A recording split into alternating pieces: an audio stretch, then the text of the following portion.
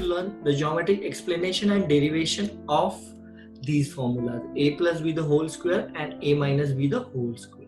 Okay, so let's start. Consider a side of length a and b, so that this total becomes a plus b.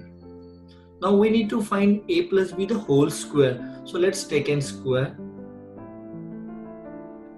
Let's also draw a line as shown, so that this length becomes a and remaining becomes b.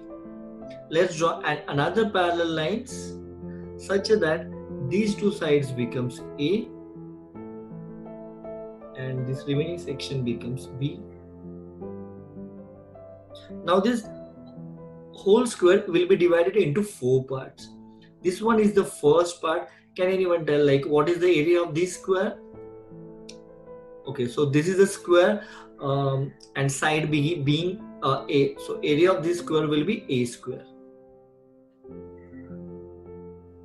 Now let's consider the next part, which is this. Can anyone tell like what is the side of this square?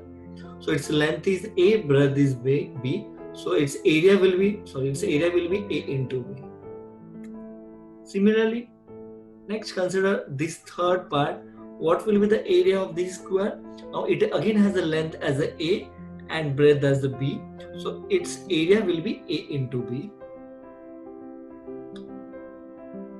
Yes. And then let's consider the last part. This being a square with side as a b, its area will be side square, that's b square. Okay. So what we found as a plus b square equal to is a square plus ab plus b square. Now we know ab plus ab is 2ab. So a plus b the whole square will be a square plus 2ab plus b square, hence proved.